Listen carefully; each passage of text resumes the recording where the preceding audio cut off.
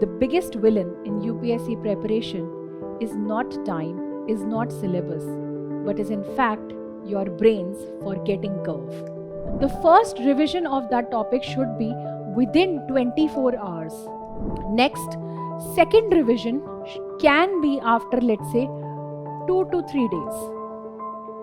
So if your second revision is after 2 to 3 days, similarly your third repetition or rather revision can be within a span of, let's say, 7 days or a week. And then finally your fourth revision can be after a period of, let's say, 20 days or 15 to 20 days. So this passive learning does not cause actual learning. The best way, which is also known as the Feynman technique, is that you teach to someone. You teach that concept to someone. Of course, it is not feasible or possible for you at this stage to sit down with somebody and teach them concepts. But I can tell you the story about one of my students. He used to hold his toothpaste in hand and he used to teach the toothpaste. Brain dump roughly looks somewhat like this. It can be a total hodgepodge, like a mind map, or it can be in the form of, let's say, points. The Pareto principle says that 80% of the results you get in life come from those 20% of the effort. The most important thing is to understand trends. In the context of solving pollution, which of the following are the advantages of bioremediation? This is a 2017 question. Now look carefully. I will show you another question. In 2023, again UPSC asked the same concept, biofilters. This is also a bioremediation technique for cleaning water. Okay, and this was 23, and very next year again UPSC asked in 24 a question on membrane bioreactors, which is again a wastewater treatment technology.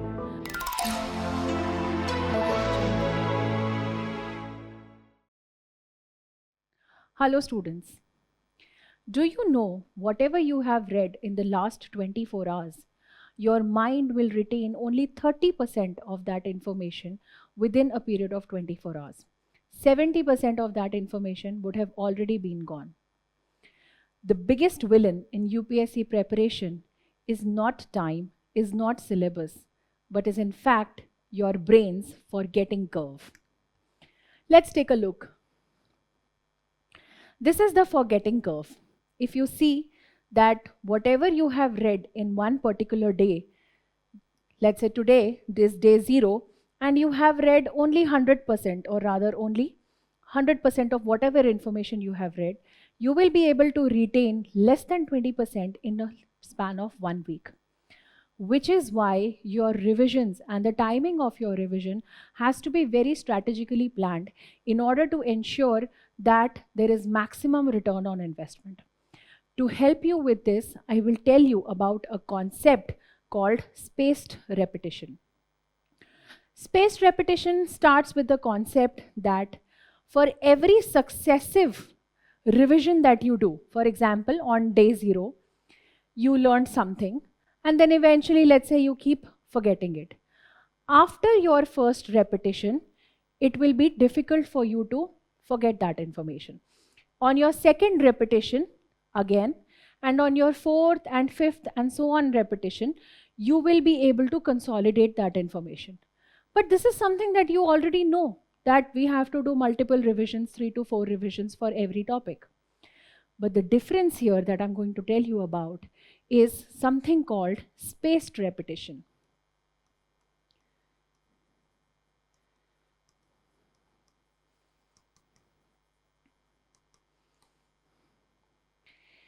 In this session, I am going to help you understand how you can maximize your learning, your preparation with some of the scientifically devised techniques.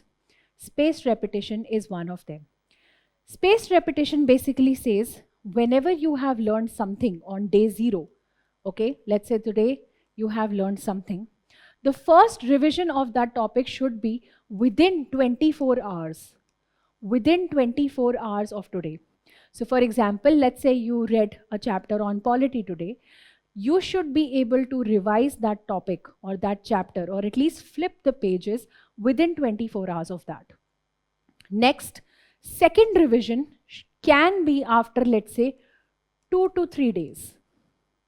So if your second revision is after 2 to 3 days of the first revision, then your mind will again, it will be easier for your brain to recollect that information, and it will become more concrete in your head.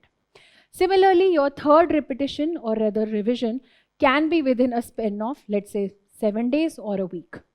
And then finally, your fourth revision can be after a period of, let's say, 20 days or 15 to 20 days. So this is the concept of spaced revision, which helps you consolidate the information that you have read on a particular day by spacing it timely and properly. The interesting thing here is, normally what we do is, we read something on day 0, then we revise it after 1 week, realizing little that if you revise it after 1 week, your brain has already forgotten almost 80% of that information. Which means what? You're starting almost from scratch. Whereas if you revise, the first revision is within 24 hours, then your brain would not have forgotten majority of it, and whatever you're revising becomes a part of your long-term memory and gets more concretized in your head. And this is something that we have to apply in the coming few days, because we have less than about 180 days to the prelims examination. And these are some of the techniques that have to be applied in order to maximize your returns. We are today going to talk about a topic of how we can revise effectively and how we can peak in the mains exam. We are going to talk about how we can revise effectively and how we can peak in the prelims examination to be held in May 2026. So let's take a look at what are some of the different techniques that scientists have devised for good memory and good retention. The most important thing that is often discussed is called active recall. What is important is, generally whenever we are reading information, so for example, when you hear a lecture, when you're reading audio visual, let's say you're watching a YouTube video or you're watching a lecture online, and maybe some demonstration, all these modes are modes of passive learning. You are merely absorbing the information that is being given to you. This passive learning does not cause actual learning. If you really want to memorize your concepts, you need to engage in something called active learning. And active learning is primarily done by 3 methods. One is either you do discussions. Let's say you're sitting with a group of friends and you're talking to them. Oh, do you know this article of polity? You know how India is a federal country and how are its features, the constitution features talk about federalism and non-federal features. All those things, whatever you want to discuss, that becomes a moot point. You can talk about air pollution in Delhi, you can talk about the causes. So a discussion is relatively more better retained in your head. But the problem with discussions is that it leads to a lot of wastage, time wastage, because generally they end up in heated arguments and then there is no conclusion. Another thing is practice. Practice doing. Practice doing means, in the sense, you have, let's say you are drawing the map, or you are attempting a paper, or doing something where you are required to actively recall or actively do that activity. Okay, so that is something which forces the neurons in your brain to get fired and to reproduce the information that you may have learned. And finally, the best way, which is also known as the Feynman technique, is that you teach to someone. You teach that concept to someone. Of course, it is not feasible or possible for you at this stage to sit down with somebody and teach them concepts. But I can tell you the story about one of my students. He used to hold his toothpaste in hand and he used to teach the toothpaste. He used to say, do you know that, let's say if we're talking about ecosystems, he will talk about different concepts such as what is an ecosystem, what is an ecocline, what is an ecotone, how is it different from edge effect. And in this process of explaining things to his toothpaste, which was of course a pretend student, he understood those concepts so well that it was ingrained in his memory. And prelims, my friend, is a test of your conceptual understanding, which will come only when you yourself are very clear. So, in order to understand this, what are the different techniques that we can apply in order to maximize our output? First and foremost is, let's say I have read a chapter today. I have read a chapter in, for example, economics. Next thing that I'm going to do is, once I close the chapter, I can practice the exercise called brain dump. Brain dumping. I will sit with a blank sheet of paper and I will dump all the concepts that I know will come under this. Let's say I'm talking about inflation, so I can talk about demand pull inflation, cost push inflation, all the other concepts related to inflation. And whatever I can recollect in that period of time, okay? And this should ideally be done just as soon as you stop reading a chapter. Okay, once you finish the chapter, you take a paper and you write down all the important points that you can think about. This forces your brain, A, to revise there and then, and B, the neurons which are fired to recollect the information actually get very strengthened. A brain dump roughly looks somewhat like this. It can be a total hodgepodge, like a mind map, or it can be in the form of, let's say, points. This is just a hypothetical example. You can do anything you want. But the biggest advantage of this is, once you are done reading a chapter, by the end of it, your brain dump, you would have already identified, your brain would have identified, oh, these were the important points that have to be memorized. Similarly, another technique, interesting technique for better grasping the information or the knowledge that is there in the book is known as the questioning technique. You question yourself. You question yourself. So you ask yourself better questions such as, what is the key idea? What is the key idea behind this chapter? Can I explain it in my own words? How does it work? Why is it important? What is its significance? What are the main components? So let's say we can talk about climate change. What is the key idea of climate change? Why is it happening? What is the significance? What are the main components? Causes, effects, and what are the repercussions? What is the best example of this? Do I know some examples? Does it relate to any prior knowledge that I may have about climate or climate change? Are there any diagrams that I can draw with this? How can I apply this in practice? Okay, so any concept, these 14 questions are so general in nature that you can apply these 14 questions to any concept, any subject, anywhere, and you will be able to get clear, identifiable points that have to be memorized, that have to be understood in the context of this examination. So this is another technique. You can teach someone and then you can do that. And maybe another technique is reverse recall. So rather than simply going to the topic, you remember the peripheral topics. So for example, if I want to find out what are the different kinds of earthquake waves or seismic waves, then I can remember the topic of earthquakes, maybe recollect the interior structure of the earth. Depending on the interior structure of the earth, I can remember that yes, there were P waves, there were S waves. Some can go through solid, some can't. And then accordingly frame a link.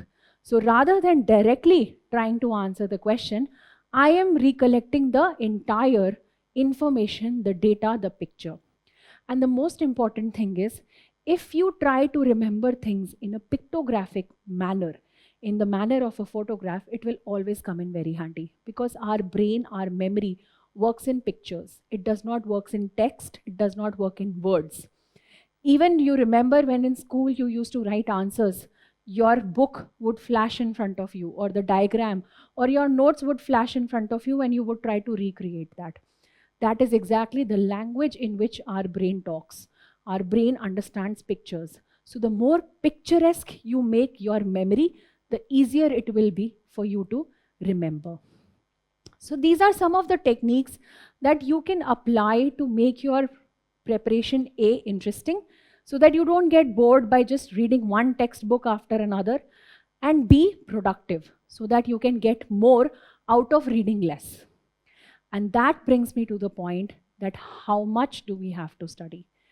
And how can I effectively revise so that when I reach the prelims examination in May 2026, I am at the peak? Let's take a look. About how many subjects?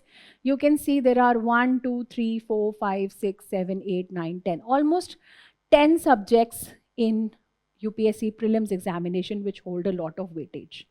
Okay. Now, the interesting thing to note is the main subjects which hold a lot of weightage is polity. Of course, you have ancient medieval culture, history, the entire history, geography, environment, economics, and of course, a little bit of current affairs as well. Now, if you look at the total cutoff, the cutoff has been hovering about 100 or maybe even less than 100 in the last few years, which means what? You need a net 50 questions right. Okay, 50 questions you need net right. Or let's say thoda bahut leave a scope for some error. We will try to get 50 questions net right in the prelims examination.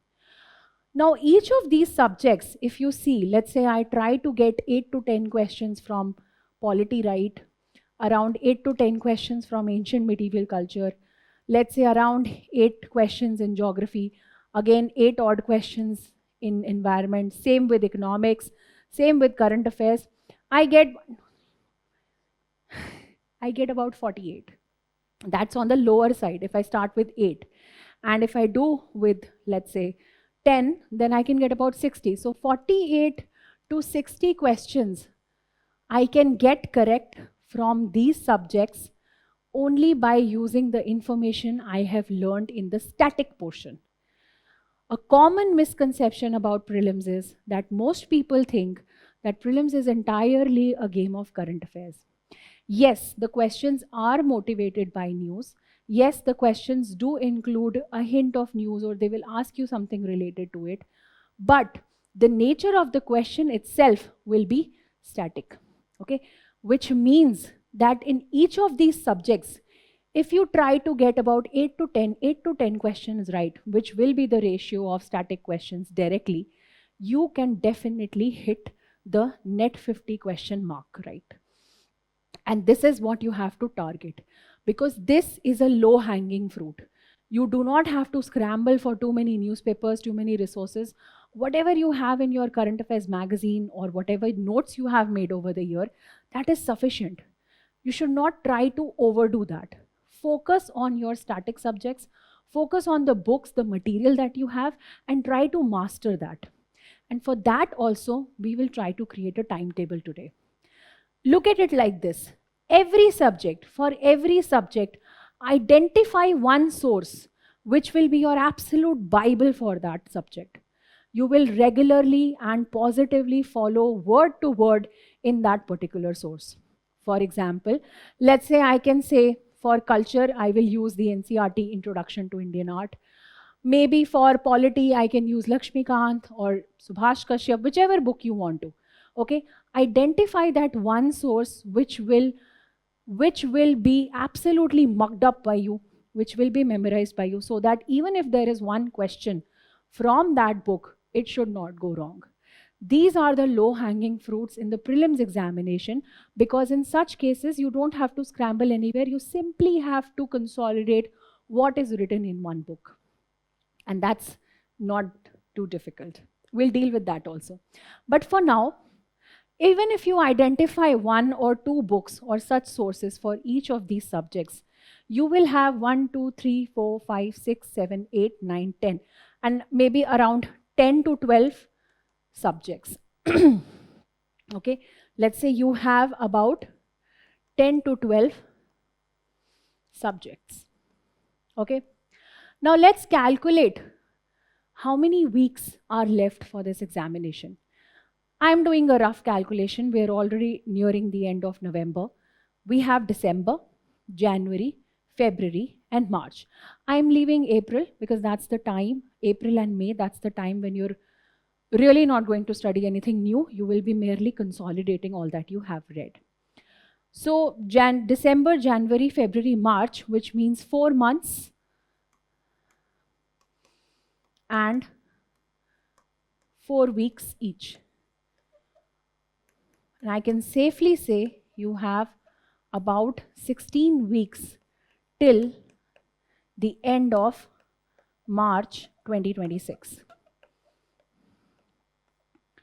16 weeks for 10 to 12 subjects, which means what? Which means you have roughly 8 to 10 days for every book, which means the time to pull up your socks is now. There will be subjects which you will have a stronger grip on. Let's say if your optional is PSI, or probably polity will be your forte. Okay. There will be subjects in which you will be a little very wary. For example, let's say environment or economics, where you might feel that you're not very confident. So this is the right time when you have to identify these weaknesses in your preparation and start with them, rather than starting with your strength. This is because by the time you're nearing the examination, let's say in the month of March or April, you would be already very nervous and jittery. And if that time you will realize that you have such big gaps in your preparation, you will never be able to overcome them. This is the time to fill those gaps, to ask questions, to solve questions, to raise your doubts, to get clarifications in those subjects where you think you need to improve. So start with the subject in which you feel that you have a long way to go. And once you start with that subject, then finish it. At least one reading you finish it, so that mentally you are satisfied that yes, at least once I have completed the syllabus of that subject. And when I say finish it, I mean you refer to whatever material you have chosen, whatever book you have chosen, you finish it. That will give you the confidence to go on for the next 2 to 3 months, which is very, very critical. Now let's see something. Current affairs. Current affairs is a topic, or rather a subject or a stream, which generally makes people nervous because there is no proper source. We sometimes feel, pura saal to newspaper pada nahi, I have not read the newspapers regularly. How am I going to cover the news? Maybe I'll see PT 365 towards the end of the year. Well, it's your choice. You can either wait for the PT 365 magazine, or you can start your revision right now. And in my opinion, if you start the current affairs revision strategy, things will become very good and easier for you in your static portion also. For example, if there is some issue dealing, we are all dealing with air pollution currently in Delhi, and it is covered in the news, and with respect to air pollution, let's say the National Air Quality Index is discussed, or National Ambient Air Quality Standards are discussed. This is a portion which is static in nature, but you may not remember what are the 12 pollutants covered under it. So this gives you a nudge to go back to that topic and revise. And this is why parallelly doing current affairs gives you an edge over other people who will just cram the PT 365 magazine or any magazine material towards the end. So for that, I have also suggested a current affairs revision strategy or plan for you, which goes like this.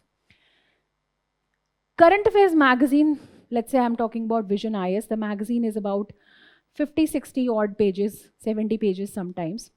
And if you dedicate 10 days to one magazine, that means on a daily basis, you are required to cover, let's say, 7 to 8 pages at max. 7 to 8 pages on a daily basis is pretty much doable. So which is why, let's say, we'll start in the first week of December, and in December, first week of December, 1st to 10 December, we will do the November magazine. But we will also, from 11th to 20th December, these 10 days, we will go back and revise the May magazine. Similarly, in the last 10 days, we will again go back to the June magazine. Now, this sounds very simple, but what is the challenge here? The challenge is, once you are done revising let's say you have done the November magazine, Once you are doing the May magazine, you not only have to read the 7-8 pages of May magazine, you also have to revise what you have read here in the November 2025 magazine. Okay? And similarly, when you're revising the June, you can parallelly also revise your May and November. Which means what? Which means by the end of 1 month, you would have done your November current affairs already 3 times. And this is how you make your preparation easier, by quickly revising.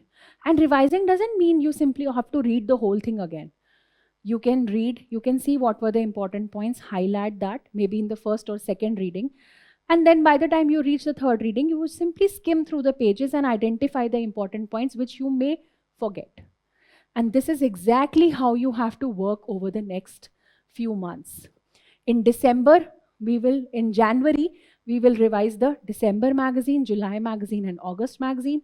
And similarly, in February, we can do the January, September, and October, which means by the end of February, you would have already revised your entire 1 year's current affairs. And this kind of consistency will bear a lot more results than merely picking up one magazine towards the end. However, having said that, if you think you need more time for your static portion and current affairs is something that you can check on later, then that's totally your call. But parallelly studying something in small quantities always yields better result than keeping the bulk at the end. Now, when it comes to UPSC, if we want to score that good net 50 questions correct mark, there is a principle that has to be applied, which is known as the Pareto principle. The Pareto principle says that 80% of the results you get in life come from those 20% of the effort. 20% of some effort in some direction will yield 80% of the results that you get. And which is why you have to identify that 20% where you have to put in the effort. Let's take a look. In the prelims examination, the most important thing is to understand trends. Because time and again, UPSC has repeated questions. Questions not directly, but themes. UPSC has repeated topics. UPSC has repeated the kind of questions. And which is why it is absolutely essential that you target the previous year's questions. Another thing is, you have to assess your performance time and again. Give mock tests so that you can identify that where you are lacking and where you are not. Because you can only improve what you can measure. If you can't measure, if you're not measuring, you will never be able to improve it. Okay? After this, revise your concepts. And of course, time management is also something that is deeply required for this examination, which itself will come with practice.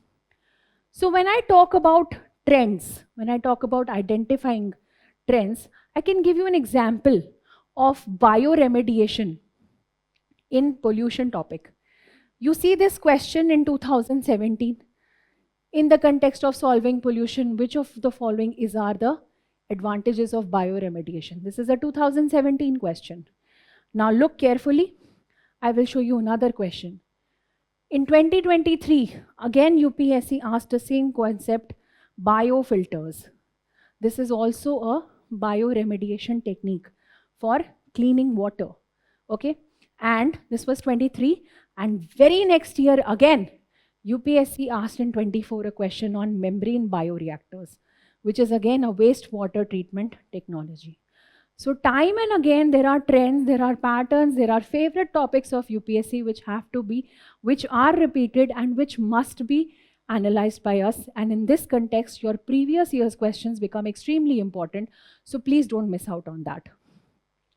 Now, I want to show one small sample that how one can revise effectively. I have given you the techniques. You can active recall, you can engage in a discussion, or you can teach someone, constantly speak out loud so that the concept is ingrained. You can ask questions. But there is also this, general tendency in us to read the text. We want to read and finish chapters. So let's say this is a snippet of your geography class 11th NCERT, physical geography. I want to tell you that whenever you start a chapter or a topic, the first thing we do is we start from point A. We start reading from here. Reading, and finally by the time you reach here or 1 or 2 pages, your battery is already down, your motivation is out the window, and you do not want to study anymore. Or your phone rings up, or you suddenly recall that I have to do X work, I have to call Y person, and then that distraction kicks in. So the first thing to stop that distraction, blocking, and to make sure that you do not digress from your path is first flip the pages. This page, you also go to the next page of the chapter, whatever, and only read the headings of what is there in the chapter. So for example, in this chapter, I can see there is sources, direct sources and indirect sources of Earth's interior structure. That means this chapter will tell me what is the interior structure of the Earth, right?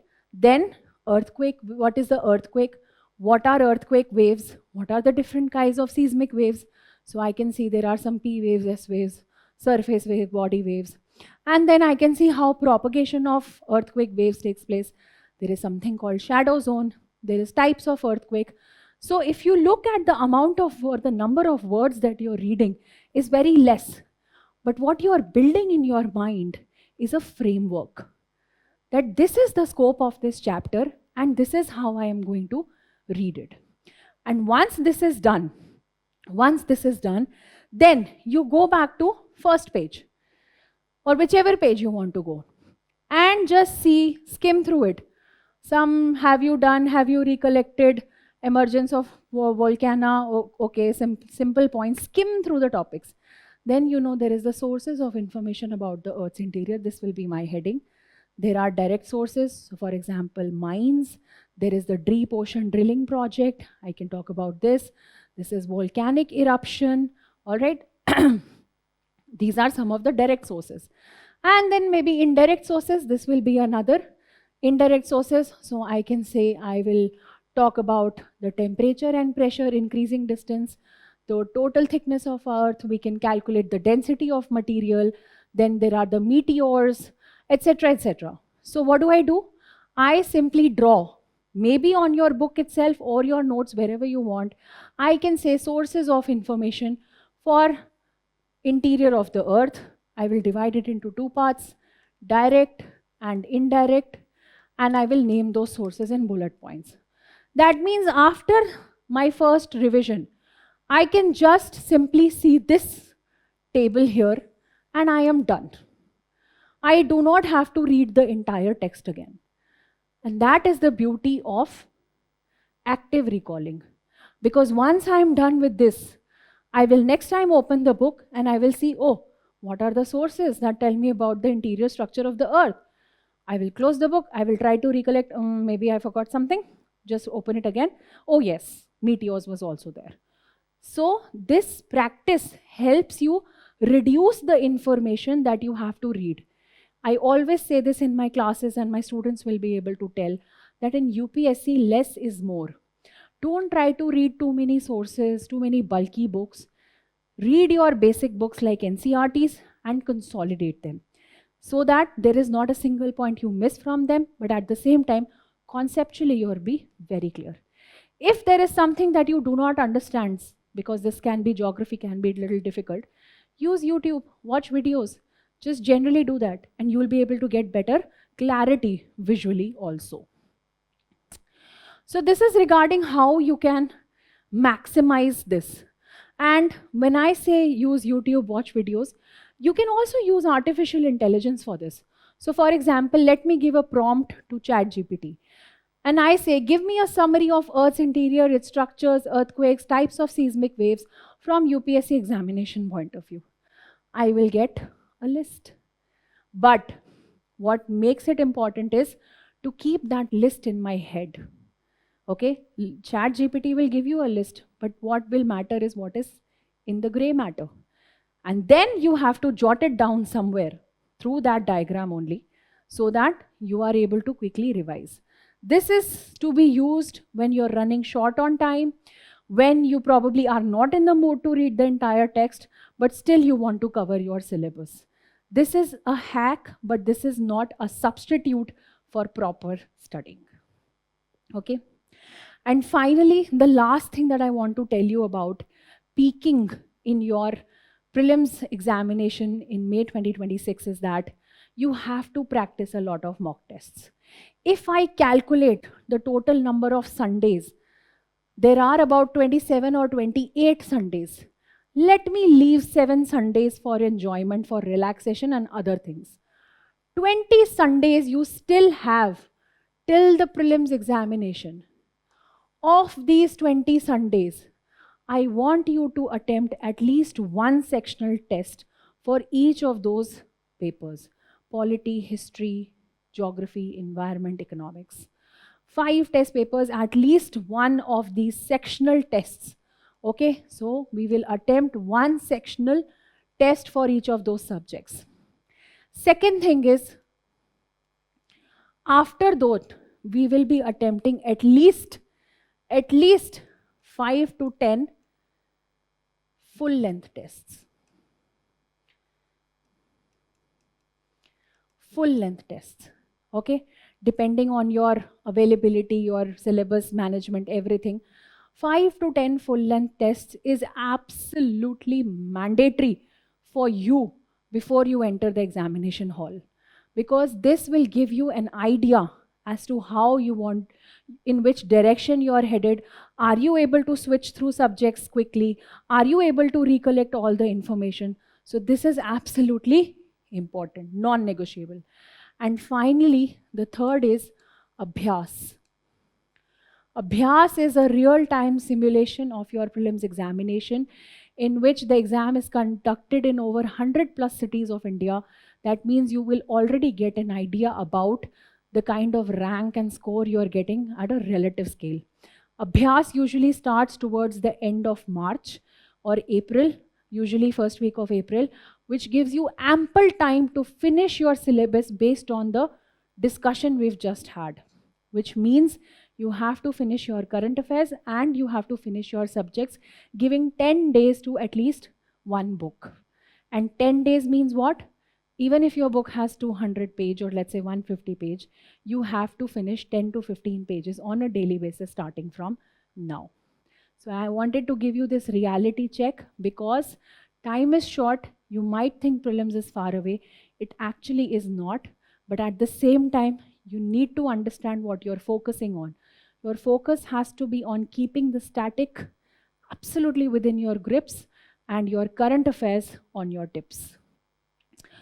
And finally, on that note, I would just like to thank you all.